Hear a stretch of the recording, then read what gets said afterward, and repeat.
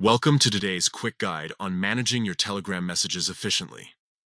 If you've been wondering how to clear those unread notifications in one go on your PC, especially after the latest update, you're in the right place. Let's jump straight into the steps to mark all chats as read on Telegram for desktop. First, open the Telegram app on your computer.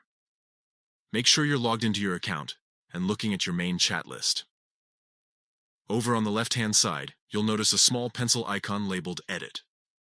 Click that. It's your gateway to organizing your chats. Once you've clicked Edit, a new window will pop up. Here, you'll see different filtering options. Look for the tab labeled Unread and click the Add button right next to it. This action creates a temporary folder that groups all your unread chats together, saving you the hassle of scrolling through endless conversations.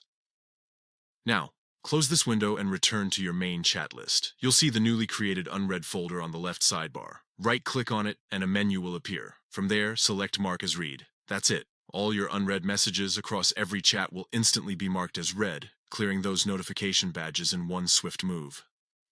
This method is perfect for decluttering your Telegram interface, especially if you've been away for a while or have a flood of group messages.